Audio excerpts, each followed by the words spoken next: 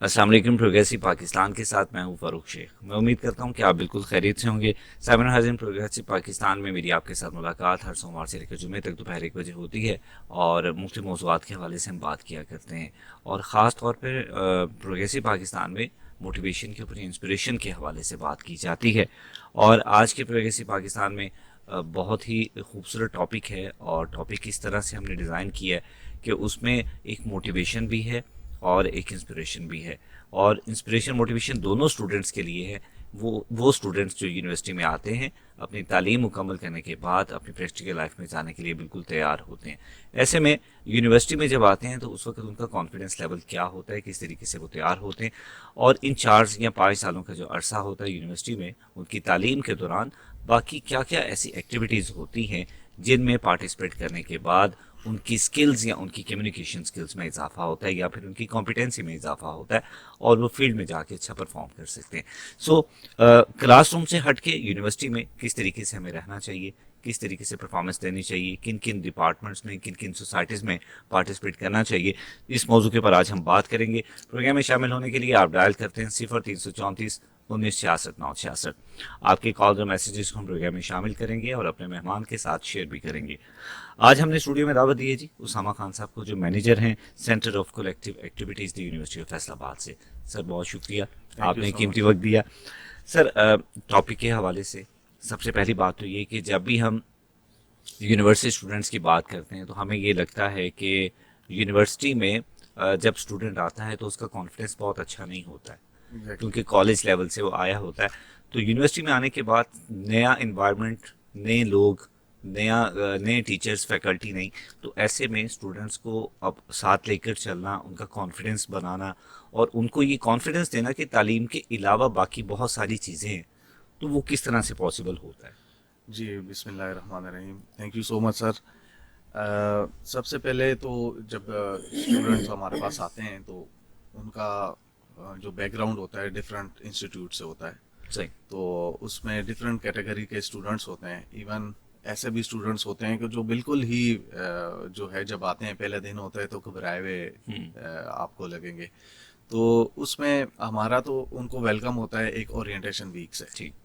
उस orientation weeks में हम उनको इंगेज करते हैं अपने डिपार्टमेंट्स के साथ भी, और उसके साथ हमारे एक डे सेलिब्रेट हम उनके साथ करते हैं, सोसाइटीज़ डेज का, जिसमें वो अपने तमाम सोसाइटीज़ जो हमारे ओल्ड स्टूडेंट्स हैं वो उनको वेलकम करते हैं, उनको मौका देते हैं कि वो अपनी जो मर्ज़ी की सोसाइटी है जिसमें उनका इंटरेस्ट है वो उसको कैसे ज्वाइन कर सकते हैं। उनका स्टूडेंट्स के अपने सीनियर्स के साथ एक पॉजिटिव इंटरेक्शन सही। हम डेवलप करते हैं। तो बिल्कुल उनका जब यूनिवर्सिटी में आते हैं एक अलहदा लेवल होता है, और यूनिवर्सिटी में आने के बाद जब वो 4 साल गुजार लेते हैं तो वो एक अलहदा जो है वो उनकी एक अलहदा डेवलपमेंट होती है, और वो they are ready to proceed toward their professional career. बिल्कुल सही। सर जब भी स्टूडेंट यूनिवर्सिटी में आते हैं तो ऑब्वियस सी बात है, हर स्टूडेंट जो है वो अपनी चॉइस के अकॉर्डिंग नहीं होता। एग्जैक्टली। दो ऑप्शंस होती हैं, बाय चांस या बाय चॉइस वाली ऑप्शन हर जगह होती है। जी। और बहुत सारी जगहों पर बाय चांस लोग डिपार्टमेंट्स में आते हैं जी। और बाद में स्विचिंग भी होती है कि जी। अगर कंसिस्टेंट नहीं है तो हम वापस किसी और डिपार्टमेंट में चले जाएंगे। तो ऐसे में बच्चे का कॉन्फिडेंस बरकरार रखना, फिर उसको अपने ही डिसिप्लिन में इस तरह से पॉलिश करना कि वहाँ पे परफॉर्म भी करे। जी। क्योंकि ये प्रैक्टिकल एग्जांपल जैसे अभी हम जिक्र कर रहे थे कि रियल लाइफ में या आपको ड्रामाज में, मूवीज़ में बहुत सारे ऐसे करेक्टर्स या आर्टिस्ट मिलते हैं जो एक्चुअल में अपने प्रोफेशन में कुछ और होते हैं लेकिन वो एक्टिंग भी कर रहे होते हैं। एग्जैक्टली। तो आपको सम टाइम बाय चॉइस भी करना पड़ता है। तो ऐसे स्टूडेंट्स को कैसे फिर मोटिवेट किया जाता है। जी, जब भी बिल्कुल मेरे ख्याल के मुताबिक तो जो हमारे स्टूडेंट्स हैं वो ज़्यादातर बाय चांस आते हैं, सही। और उसके पीछे उस तरह उनकी वर्किंग नहीं होती कि उन्होंने किस फील्ड में जाना है। तो सम टाइम उसके पीछे डिफरेंट रीजंस हैं। ठीक है। फैमिली बैकग्राउंड भी होता है। फॉर एग्जांपल एक लॉयर है तो प्रेफर करते हैं कि मेरा बेटा भी जो है वो अपने उसी फील्ड में जाए। सही। या बच्चे का भी यही होता है कि ठीक है यही चीज़ हमारे फैमिली में इंजीनियर्स आ रहे हैं तो मैं भी इंजीनियरिंग कर लूँ। और उसमें उसको जो है वो अपॉर्चुनिटी या सोचने की नहीं मिलती कि आपने किस तरह फील्ड ज्वाइन करनी है। बिल्कुल सही। तो आप यूनिवर्सिटी में जब आता है तो यूनिवर्सिटी एक ऐसा प्लेटफॉर्म होती है जहाँ पे आप उसको डाइवर्स एक्सपीरियंस देते हैं।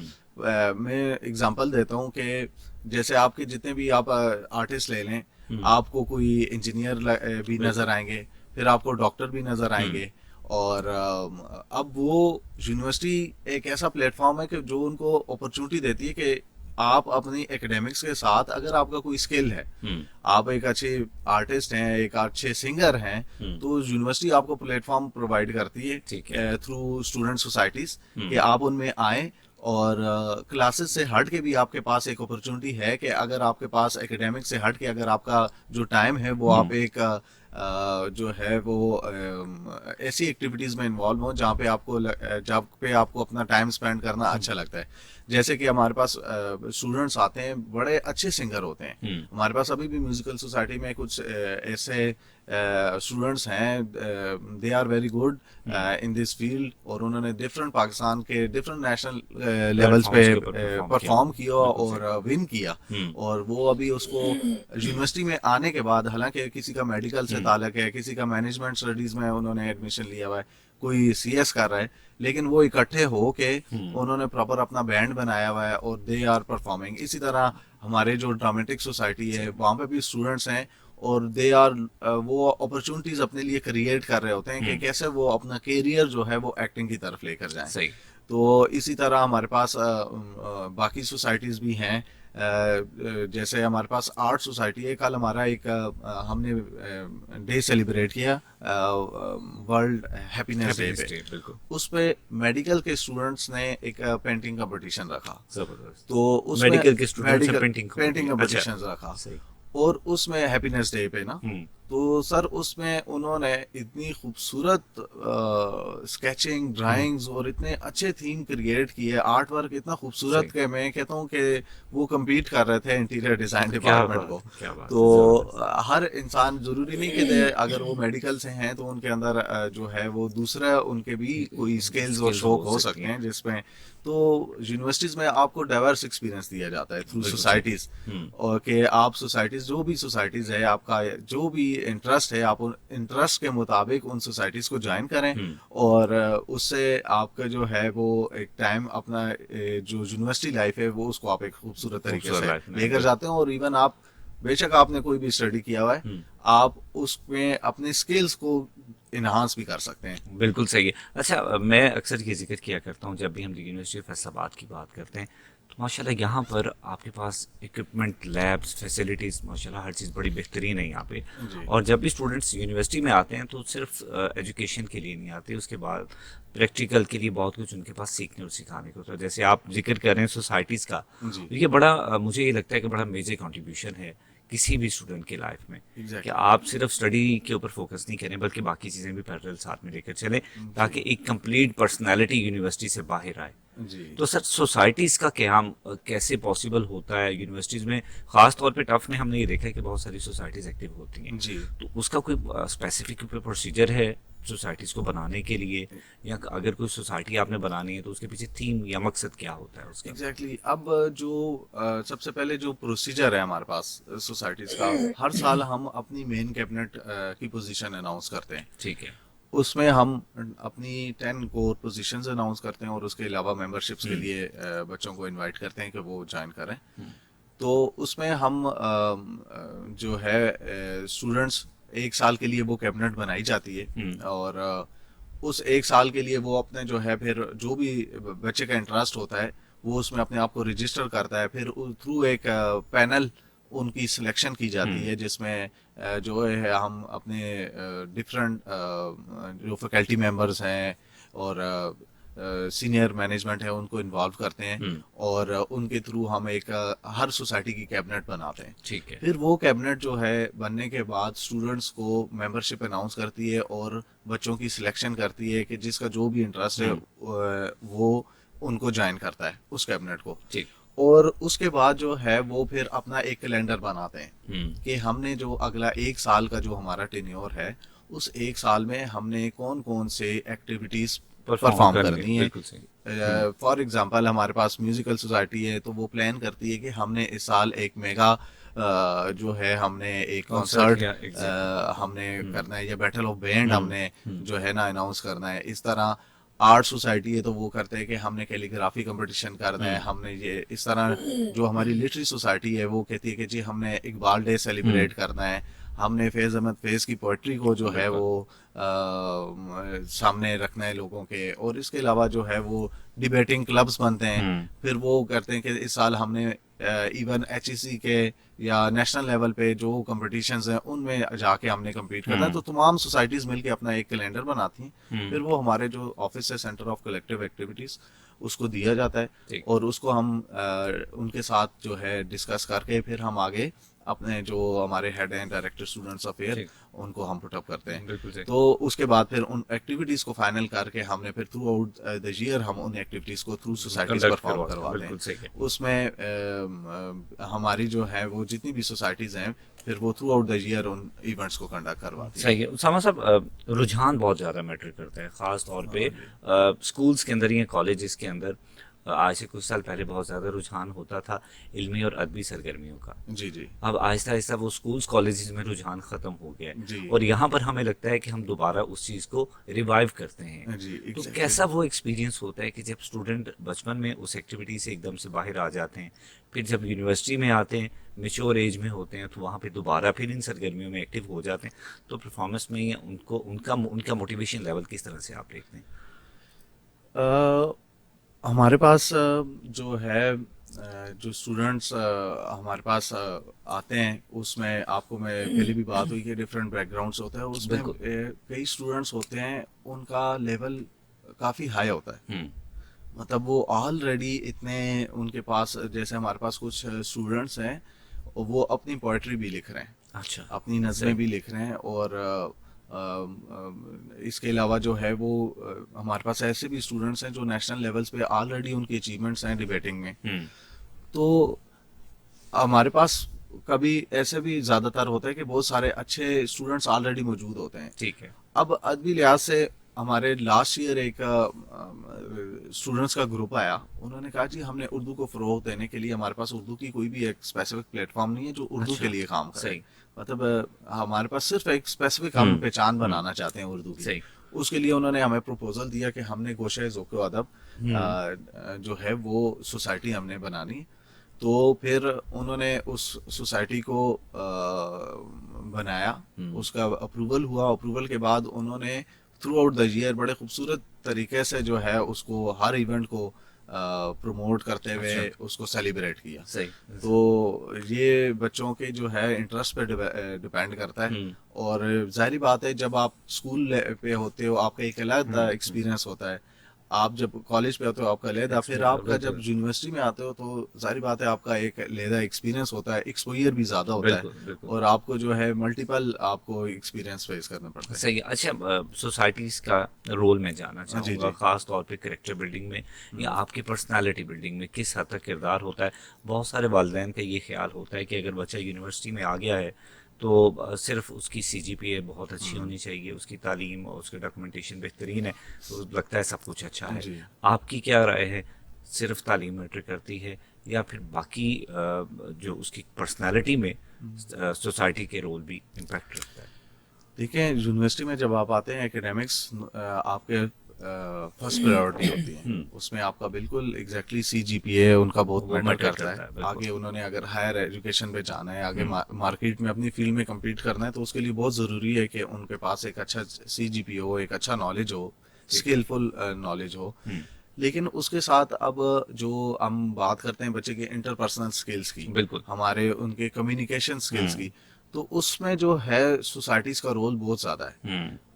हमारे पास देखें ऐसे भी स्टूडेंट्स आए हैं, उन्होंने ये भी कहा है कि सर हम कभी भी स्टेज पे नहीं गए, तो हम उन्हें यही ऑप्शन देते हैं कि yes you have to join any society, हम उनसे पूछते हैं कि भाई आपका क्या इंटरेस्ट है, वो कहता है, हमारे पास ऐसे भी स्टूडेंट आते हैं, कल मेरे पास स्टूडेंट्स आए हुए थे, वो कह रहे थे सर मुझे तो नहीं पता मेरा किसमें इंटरेस्ट है। सही। तो फिर हम उनको जो है ना, फिर हम उनसे क्वेश्चनिंग करते हैं, सही। इंटरव्यू करते हैं, अच्छा आपने ये किया है, आपने कभी पोइट्री की तरफ कोई बुक पढ़ी है, बुक रीडिंग की है, अच्छा आप स्पोर्ट्स करते हैं, फिर हम उस तरह डिफरेंट उसको जो है ना उनसे क्वेश्चनिंग करके हम उनको बोलते हैं ये अच्छा आपके पास अब ये 2 सोसाइटीज है, हमारे मुताबिक आपने ये ज्वाइन कर लेनी चाहिए। ठीक है, तो बिल्कुल सही। जिस तरह हमारे पास एक कल आई तो उन्होंने कहा ये सर हाँ जी मुझे ना होस्टिंग करने का बड़ा शौक है। अच्छा। तो मैंने उस बच्चे को फिर कहा कि आप जो है उनको मैंने ज्वाइन करवाया लिटरेरी सोसाइटी को, उनके प्रेसिडेंट से मिलवा के, तो फिर उसके बाद जो है अभी फिर उन पे वर्किंग होती है। और फिर वही अब हमारे पास ऐसे भी स्टूडेंट्स हैं कि वही मैं बात कर रहा था कि फर्स्ट ईयर में उनके पास वो इस तरह के होते हैं,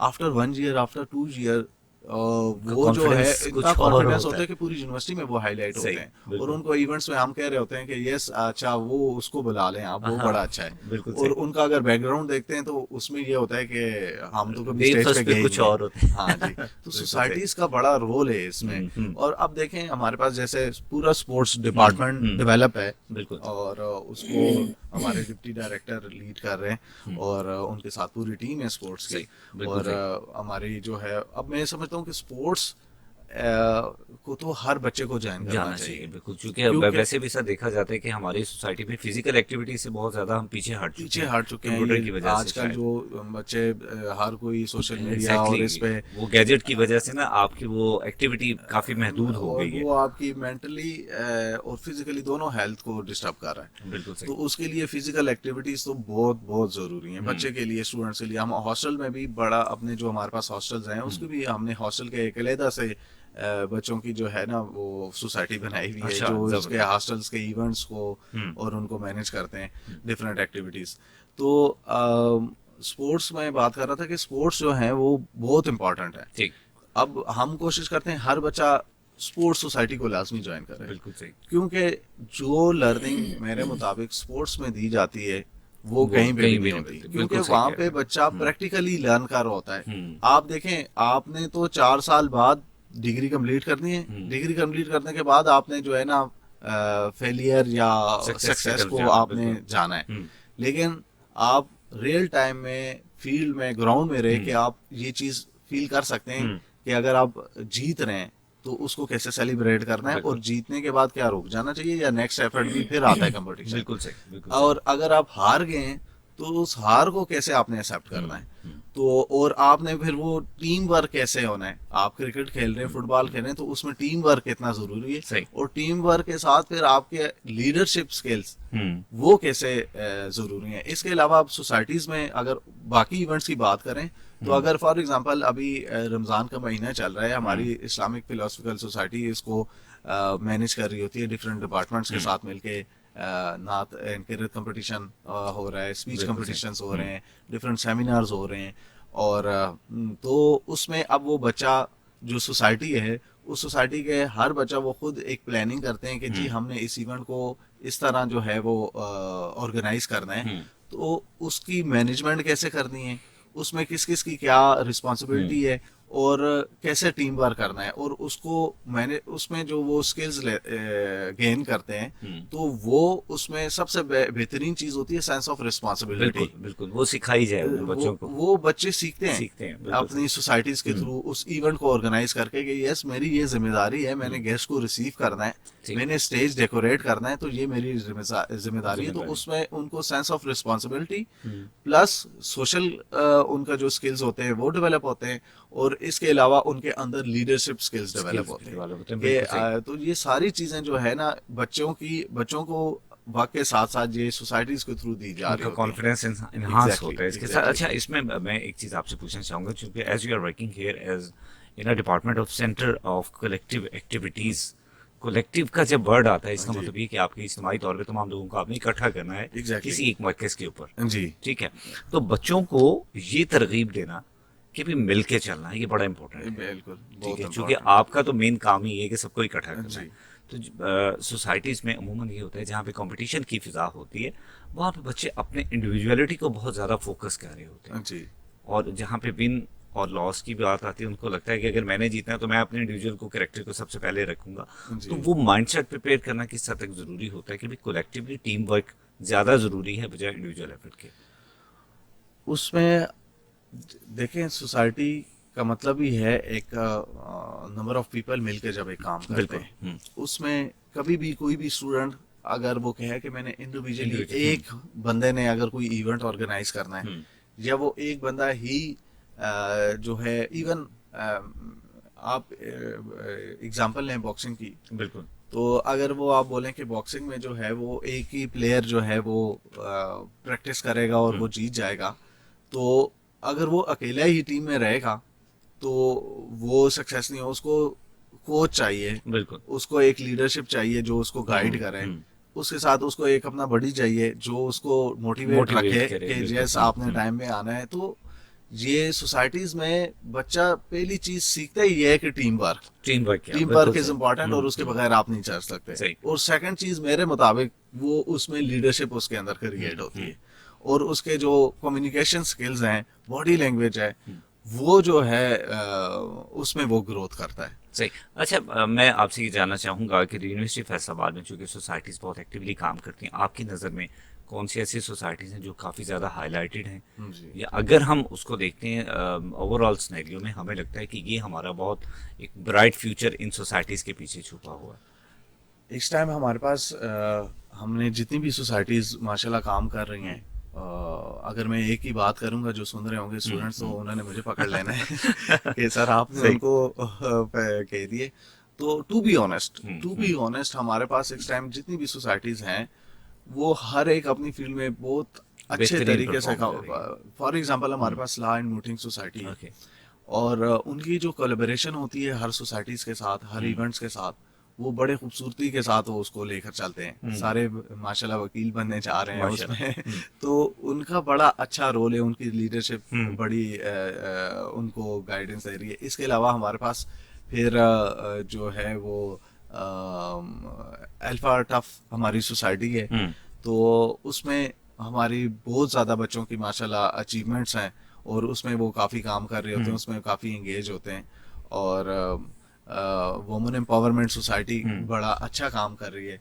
और इसके अलावा जो है हमारे पास तकरीबन तमाम सोसाइटीज, जैसे पिछले इवेंट्स हमारे गुजरे, मेगा इवेंट्स गुजरे, उसमें हमारी म्यूजिकल सोसाइटी और ड्रामेटिक सोसाइटी का बड़ा अच्छा रोल रहा है रिक्रिएशनल पॉइंट ऑफ व्यू से।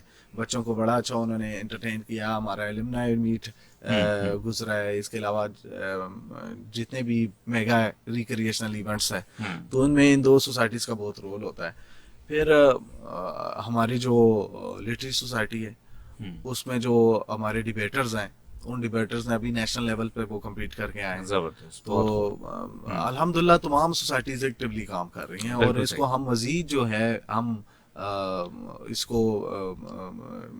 इसकी डेवलपमेंट की तरफ जाते हैं कि हर साल हम प्लान करते हैं कि नेक्स्ट ईयर हम इसको मजीद किस तरह इसका स्ट्रक्चर जो है मजीद किस तरह स्ट्रॉन्ग बना सकते हैं। बिल्कुल तो इंशाल्लाह इस साल के लिए भी हमने प्लानिंग की भी है, उससे इंशाल्लाह नेक्स्ट सेमेस्टर में आफ्टर एग्जाम्स ऑफ स्टूडेंट्स हम इसको लॉन्च करेंगे इंशाल्लाह। बिल्कुल सही। अच्छा, सोसाइटीज़ की बात करते हुए आपने जिक्र किया अल्फा टफ सोसाइटी का। जी जी जी। और ख़ास तौर पे अल्फा टफ के हवाले से जब भी बात की जाती है तो बहुत सारे वेलफेयर के प्रोजेक्ट्स और बहुत प्लान्स सामने आते हैं। तो मैं एक दफ़ा चाहूँगा कि उनको भी बताया जाए कि किस टाइप के प्रोजेक्ट्स होते हैं अल्फा टफ जिसके अंदर जिसके ऊपर वर्किंग करती है। हाँ जी।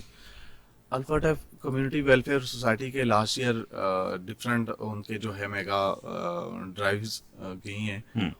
अच्छा, अल्फा टफ के साथ सबसे खूबसूरत बात ये होती है कि ये जो वेलफेयर सोसाइटी होती है, इसमें तमाम सोसाइटीज एक हो जाती हैं। ठीक। हर सोसाइटीज कहती है कि हमने जो है वो इसके साथ मिलके काम करना है आगे। तो अल्फा टफ की सबसे वो जो आप बात कर रहे थे ना कि टीम वर्क और किस तरह आप बच्चे को बताते हैं कि इंडिविजुअली, तो ये सबसे वेलफेयर का काम सबसे पहले ये होता है कि आपने टीम वर्क आपके लिए बड़ी जरूरी है। तो हमारे पास लास्ट ईयर हमने एक बड़ा अच्छी ड्राइव चलाई थी अल्फा टफ रमज़ान में, Eid gift for orphans.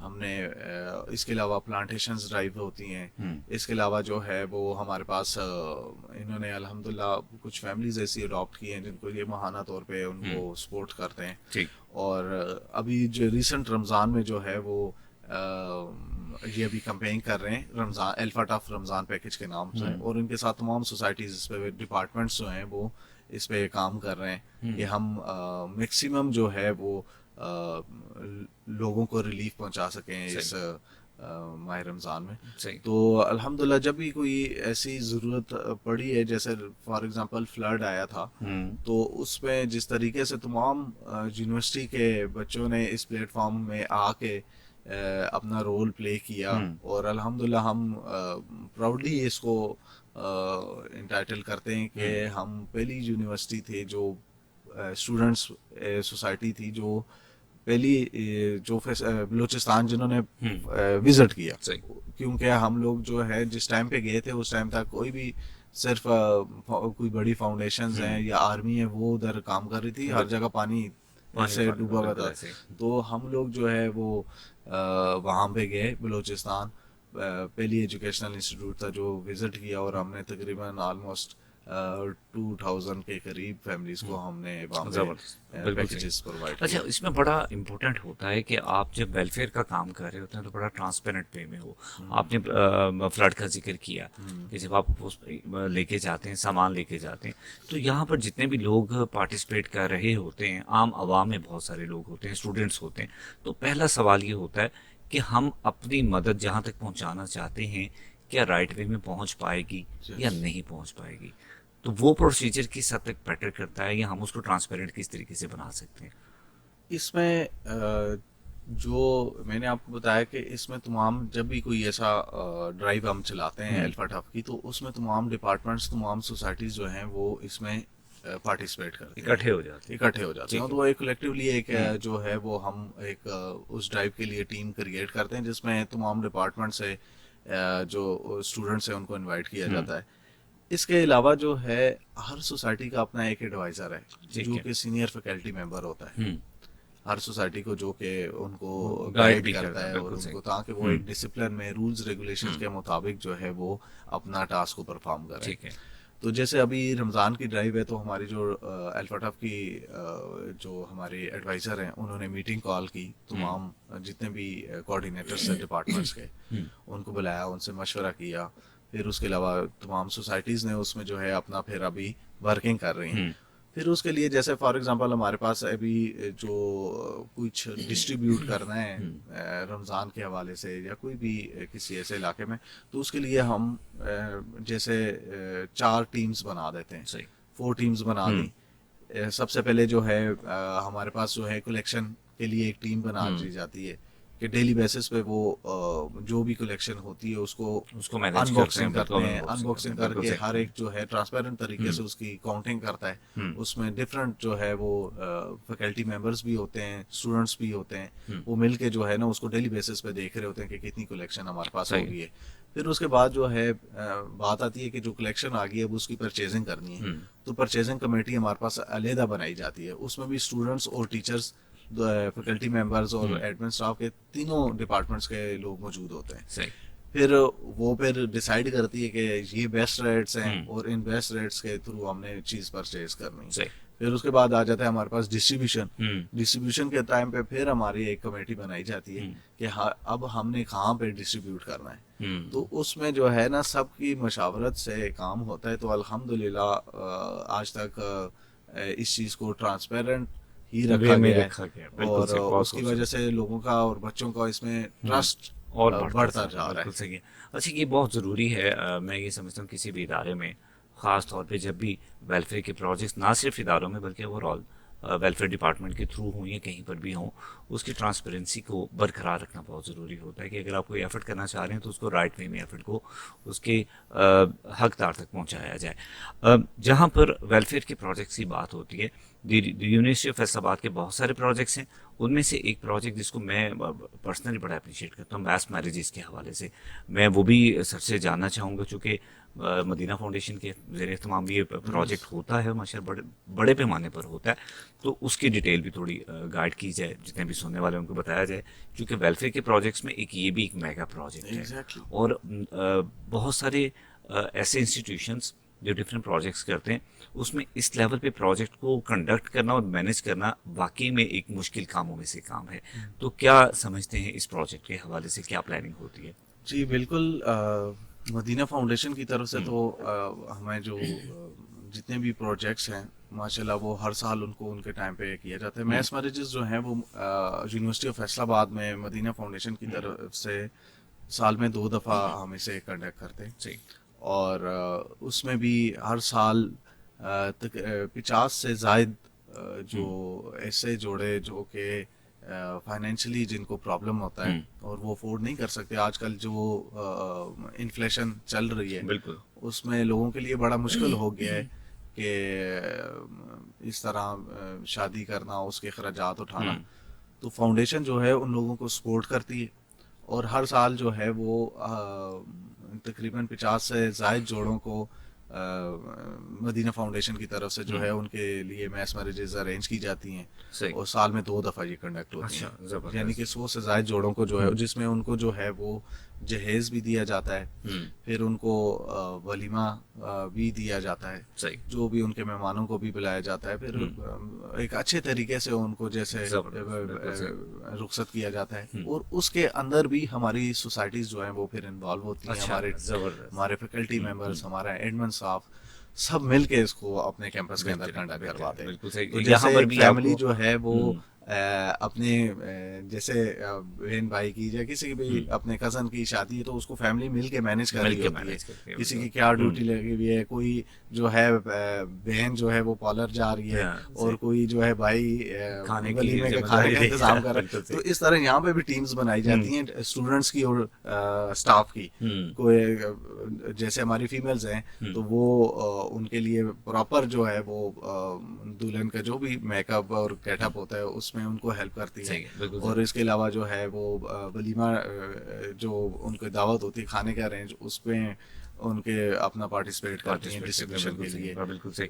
Sir, जब कलेक्टिव एक्टिविटीज़ की बात होती है, वेलफेयर की बात होती है, आपने जिक्र किया ट्री प्लांटेशन की। अब तो मौसम आ रहा है, ऐसा ही बाहर का मौसम है, तो ऐसे में प्लांटेशन बड़ा एक पॉजिटिव मैसेज होता है और आहिस्ता आहिस्ता इसका रुझान अब काफ़ी ज़्यादा कम हो गया, इतना नहीं है, पहले बहुत ज़्यादा होता था। अब हमें ये देखने में आया है कि हमारे इर्द गिर्द जो है वो माहौल की आलूदगी भी काफ़ी बढ़ चुकी है। अगर हम ज़्यादा दूर नहीं जाते, हम केनाल रोड को ही डिस्कस करते हैं, तो वहाँ पे कभी आज से कुछ साल पहले बहुत ज़्यादा ट्रीज़ हुआ करते थे और झुरमट होता था दरख्तों का, फिर आहिस्ता आहिस्ता वो कम होते होते बिल्कुल साफ़ होना शुरू हो गए। सो ऐसे में प्लांटेशन और उसकी अहमियत, या फिर उसके यूनिवर्सिटी के सोसाइटीज़ के साथ बच्चों में इस चीज़ को पेनिट्रेट करना है या इनपुट देना कि भाई ये बहुत ज़रूरी है हमारे लिए, इसको आप किस तरह बढ़ाएंगे, तो उसके ऊपर क्या वर्किंग होती है? सर मैं तो अपने स्टूडेंट्स को जो हमारे फैसलाबाद में जहाँ पे हमारे स्टूडेंट्स हैं उनको मैं यही कहता हूँ कि यार आप जब शाम को शेखुपुरा रोड से गुजरें या आप कनाल रोड से या एग्रीकल्चर यूनिवर्सिटी के सामने से गुजरें तो आपको बड़ा चेंज फील होगी। बिल्कुल। और उसमें क्योंकि आप जब वहाँ पे जाते हैं तो एक अलग जो है ना आपको एनवायरनमेंट कुछ और होता है और आप कनाल रोड से गुजर रहे हैं तो वहाँ पे थोड़ी आपको कदर बेहतर ठंडक महसूस होती है। तो वहाँ पे मैं उन्हें मिसाल देता हूँ कि ये इंपॉर्टेंस है ट्रीज की, तो ये बहुत ज़रूरी है, स्पेशली सिटीज लाइक फैसलाबाद जहाँ पे इंडस्ट्री है। और इधर तो उसके लिए हर साल हम इसको मेगा लेवल पे इंशाल्लाह आफ्टर रमज़ान इसको हम कंडक्ट करेंगे। और उसमें आप सब देखेंगे लास्ट ईयर भी हमने जो है इसमें दोनों कैंपसेस में हमारे एक मेगा लेवल्स पे ट्री प्लांटेशन की गई थी और इस साल हम उससे भी मज़ीद इंशाल्लाह मेगा ट्री प्लांटेशन, उसमें हम फिर गवर्नमेंट्स के जो सेक्टर्स हैं उनको भी इनवाइट करते हैं। तो इंशाल्लाह एक मेगा लेवल पे इस साल भी हम, और जो आपने कहा है कि कनाल रोड पे जो है इंशाल्लाह आपको हम ये आपके साथ शेयर कर लेता हूँ कि हम ऑलरेडी इस पे प्लान कर रहे हैं कि हम जो है वो पीएचए के साथ मिलके जो है टफ के स्टूडेंट्स जो है इस कनाल रोड को जो है दोबारा से इसको इंशाल्लाह। सर ये बहुत ज़्यादा इम्पोर्टेंट भी है और पॉजिटिव इनिशिएटिव है, चूँकि हमारी लाइफ के साथ ये चीज़ जुड़ी हुई है कि अगर हम प्लांटेशन करते हैं, ऑक्सीजन के लिए सामान मुहैया करेंगे, तो अल्टीमेट हमारी आने वाली नस्लें उससे फ़ायदा उठाएंगी। और ख़ास तौर पर ऐसे में कोऑर्डिनेशन बहुत ज़्यादा ज़रूरी होती है। जब आपने जिक्र किया कि जी हम प्लांटेशन करेंगे, तो एक प्राइवेट सेक्टर पे एक इदारा जो है वो इसको एक्टिविटी के तौर पे कंडक्ट करता है, तो ऐसे में गवर्नमेंट सेक्टर के या फिर बाकी इदारों की कोऑर्डिनेशन किस हद तक ज़रूरी समझते हैं? आपने पीएचए का भी हवाला दिया, नो डाउट जब आप वर्किंग करेंगे तो और बहुत सारे ऐसे डिपार्टमेंट जो एक्टिवली या फंक्शनली परफॉर्म कर रहे हैं सोसाइटी में, तो उनकी कोऑर्डिनेशन रिक्वायर्ड होती है आपको, ताकि आपका जो प्रोजेक्ट आप उसको शुरू कर रहे हैं वो पाया तक मेल तक भी पहुंचे। तो उसके लिए कोऑर्डिनेशन कैसे एक्सपेक्ट करते हैं आप? देखिए, हमारे पास जो गवर्नमेंट के सेक्टर्स इस पे काम कर रहे होते हैं उनके पास बेहतरीन स्टैटिस्टिक्स होते हैं जिनके थ्रू हम स्टूडेंट्स को मोटिवेट कर सकते हैं। ठीक है। और कि हम कौन सी जगह पे जो है इस टाइम वो प्लानिंग कर रहे हैं और कि ट्री प्लांटेशन वहाँ पे रिक्वायर है और उनका अगर होता है तो उनके साथ हम एंगेज होके फिर इस काम की तरफ जा सकते हैं। और बिल्कुल गवर्नमेंट सेक्टर के बगैर तो बहुत मुश्किल हो जाता है। जैसे कनाल रोड है, अब वहाँ पे हम उनके परमिशन के बगैर मतलब एक्टिविटी करना, तो एवरी टाइम जितने भी हमारे पास इदारे हैं उन्होंने हमारे हमेशा कोऑपरेट ही किया है। तो इंशाल्लाह आगे भी उनके साथ मिलकर काम करेंगे और इसको मज़ीद हम जो है वो हम इस अपना जो मिशन है एक ग्रीन पाकिस्तान का, तो इंशाल्लाह उस पर हम मजीद बेहतर काम करेंगे। बिल्कुल सही है। अच्छा, आज के टॉपिक के हवाले से क्योंकि बात बढ़ते बढ़ते एक्टिविटीज़ और वेलफेयर और सोसाइटीज़ के हवाले से मूव करते करते यहाँ तक आगे वापस अगर हम सोसाइटी के ऊपर आते हैं, और सोसाइटीज़ में जो आपके पास की एलिमेंट है, ये सबसे इम्पोर्टेंट फैक्टर है, वो है स्टूडेंट। ठीक है, वो जितना ज़्यादा एनर्जेटिक होगा, जितना ज़्यादा मोटिवेटेड होगा, उतनी ही अच्छी आपकी सोसाइटी वर्किंग करेगी जी। ठीक है, यानी कि मोटिवेशन रिक्वायर्ड है आपको। ऐसे में आफ्टर 4 ईयर जब आपके स्टूडेंट्स बैच मुकम्मल हो गया, पास आउट हो रहे होते हैं, इसका मतलब ये कि नई लॉट उनके पीछे एक तैयार हो रही है। So how to manage all कि जो पहले वाला एक्सपीरियंस या अच्छा स्टफ आपने 4 साल में रेडी किया, अब वो मूव आउट होकर यूनिवर्सिटी से जा रहे हैं, उनके जो पीछे आने वाले हैं, और एक वो जिसे कहते हैं ना कड़ी बन जाना, वो किस तरह बनाई जाती है? अच्छा, इसमें ना आप ये बात कर रहे हैं तो मेरे पास एक मेरा स्टूडेंट मेरे जहन में आ रहा है। He is from department of rehabilitation sciences, और अभी तो वो डॉक्टर तला उसका नाम है। तो वो हमारे कैप्टन रहा है क्रिकेट टीम का। ठीक। और माशाल्लाह अभी हम उसे देख रहे होते हैं तो वो डिफरेंट जो है लीग्स खेल रहा है, और इंशाल्लाह सून वी होप कि वो पीएसएल में भी इंशाल्लाह चला जाएगा। तो यही वो मोटिवेशन होती है कि जब बच्चे देख रहे होते हैं, अच्छा तला भाई यहाँ पे खेलते थे, अभी वो लीग्स में खेल रहे हैं, परफॉर्म कर रहे हैं, बेस्ट प्लेयर के नाम पे वो सोशल मीडिया पे आ रहा होता है, तो जाहिर बात है उनको बड़ी मोटिवेशन मिलती है। इसके अलावा जो है लास्ट ईयर जैसे हम कोई एक हम कोशिश करते हैं कि एलुमनाई मीट पे जब हमारे जो पुराने स्टूडेंट्स हैं उनको हम अपनी जो सोसाइटीज़ परफॉर्म कर रही होती हैं तो उनके साथ मिलवाएं, या वो उनको देखते हैं तो बड़ी उनको मोटिवेशन मिलती है। तो अल्हम्दुलिल्लाह ये तो सिलसिला चलता रहता है। ठीक है। और बच्चों का इंशाल्लाह ये एलुमनाई मीट और इस तरह के इवेंट्स तभी होते हैं कि वो अपने सीनियर्स के साथ मिलें और देखें कि हाँ जी हमारे अब सीनियर किस पोजीशन पे मौजूद हैं। सही। तो अच्छा सर, मैं आपसे फाइनली ये जानना चाहूँगा, यूनिवर्सिटी में जब भी बच्चे आते हैं तो पास आउट होने के बाद क्या चीज़ बहुत ज़्यादा मैटर करती है? एनवायरनमेंट, उनकी कम्युनिकेशन, उनकी कॉम्पिटेंसी या एजुकेशन?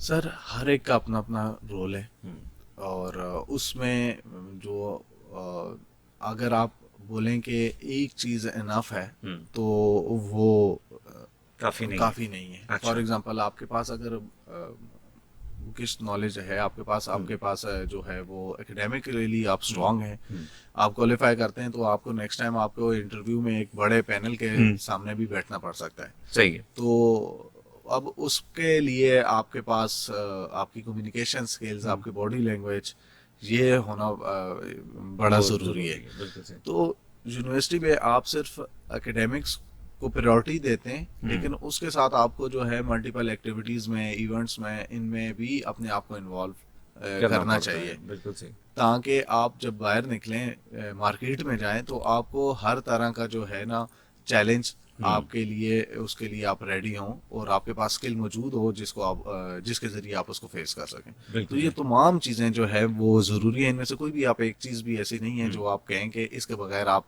चल सकते हैं। बिल्कुल सही है। अच्छा, मैं फाइनली आपसे ये जानना चाहूँगा, जैसे आज का हमारा टॉपिक है, तो how to enrich university life beyond the classroom, क्या करना चाहिए? ये एक मैसेज के तौर पे, रिकमेंडेशन के तौर पे, पैगाम के तौर पे क्या कहना चाहेंगे जितने भी सुनने वाले हमारे या देखने वाले स्टूडेंट्स हैं? अब हमारी बात भी यहीं से स्टार्ट हुई थी और मैं ख़त्म भी इसी पे करूँगा कि बहुत सारे जो स्टूडेंट्स हैं वो बाय चांस यूनिवर्सिटी में आते हैं, बाय चॉइस बहुत कम आ रहे हैं। सही। तो बाय चांस जब आते हैं तो आपके पास क्लासरूम से जब बाहर आप निकलते हैं तो आपके पास एक पूरी एक दुनिया मौजूद होती है, जिसमें आप जाके अपनी मर्जी के कोई भी आपका जो स्किल्स है उसको आप अडॉप्ट करके उसमें अपना करियर डेवलप कर सकते बिल्कुल हैं। सही।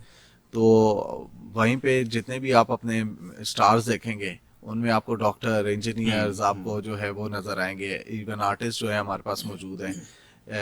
तो आप जो हैं अपनी क्लासरूम इम्पॉर्टेंट है, लेकिन क्लासरूम से बाहर की दुनिया भी बहुत इम्पॉर्टेंट है। वो आपके लिए इंटरपर्सन जो आपके स्किल्स हैं उनको इन्हांसमेंट के लिए आपके लिए ज़रूरी है।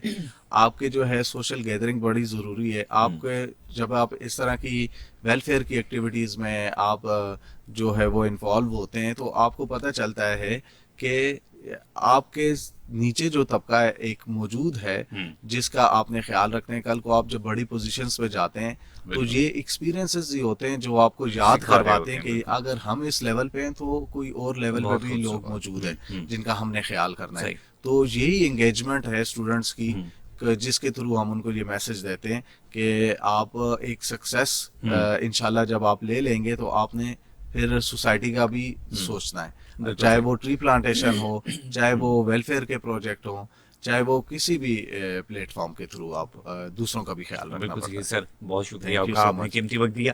हमने आज बात की है जी स्टूडेंट्स जो यूनिवर्सिटीज़ में तालीम हासिल करते हैं और उसके बाद प्रैक्टिकल लाइफ में जाने से पहले, चूँकि यूनिवर्सिटी सिर्फ एजुकेशन नहीं देती है बल्कि एक मिक्सचर है जहाँ पे आपकी इंटरपर्सनल स्किल्स और आपकी कम्युनिकेशंस, आपकी कॉम्पिटेंसी, तमाम चीज़ों के ऊपर काम किया जाता है। तो आपको क्लासरूम्स के अलावा बाकी किन किन एक्टिविटीज़ में परफॉर्म करना चाहिए। आज की गुफ्तगू काफ़ी सैर हासिल रही और यूनिवर्सिटी ऑफ फैसलाबाद के हवाले से अक्सर ये जब भी जिक्र होता है तो हमेशा चूँकि फैसिलिटीज़ की बात करते हैं तो आज मैं ये भी कहने में मुझे बिल्कुल आर नहीं है कि यहाँ पर अगर आप वेलफेयर की या फिर आप कॉम्पिटेंसी की या फिर आप कलेक्टिव एक्टिविटीज़ की बात करते हैं तो वो भी बड़े मेगा लेवल पे और अच्छे तरीके से उसको मैनेज किया जाता है। सो डिस्कशन में सम अप करने से पहले जितने भी हमारे स्टूडेंट्स हैं उनको सिर्फ इतना कहना चाहूँगा, क्योंकि आप एनर्जेटिक हैं, मोटिवेटेड हैं, आप सोसाइटी का एक मेन पार्ट हैं, आप मूव ऑन करते हैं तो सिर्फ अपना नहीं अपने आसपास रहने वालों का भी ख्याल रखें और उनको भी कंसिडर करें कि आपके इर्द गिर्द बहुत सारे लोग रहते हैं। आप जब मखलूक का, अल्लाह ताला की बनाई मखलूक का ख्याल करेंगे, अल्लाह ताला आपके अंदर जो सेंस ऑफ रिस्पॉन्सिबिलिटी का जो जज्बा है उसको और बढ़ा देंगे। कल को आप उसामा साहब की बात को मैं सेकंड करूँगा, कल को जब आप प्रैक्टिकल लाइफ में जाएंगे, किसी भी डेजिग्नेशन पे होंगे, किसी भी ऑफिस में बैठेंगे तो आप इस जज्बे से सरशार होंगे कि हमने अपने साथ साथ अपनी सोसाइटी को कैसे मूव करना है। इसी बात के साथ फ़ारूक शेख को आज के प्रोग्रेसिव पाकिस्तान से इजाज़त दीजिए। मेरी आपके साथ सोमवार को दोपहर 1 बजे प्रोग्रेसिव पाकिस्तान में फिर मुलाकात होगी, लेकिन उससे पहले हम करंट अफेयर शो में कल दोपहर 2 बजे मिलेंगे आपसे। तब तक के लिए अपना बहुत सारा ख्याल रखिएगा। अल्लाह ने के बाद। Dynamic teamwork with qualified and dedicated staff, appropriate teacher-student ratio, secure and safe environment with committees, research-based personalized tutoring with valued curriculum, prioritizing Islamic and Arabic teaching, continuous evaluation, monitoring and counseling, high academic standards and an excellent record of students' achievements in matriculation results, distinctive O-level result, CCTV cameras for enhanced security on campus, well-qualified and motivated teachers with perfect blend of skills and knowledge. University Cambridge School, 100% registration and admission fee waiver. Gate number 2, University Town, Sargodha Road, Faisalabad. For more information, 041 88 11 661 and 2. Visit our website www.ucsf.edu.pk.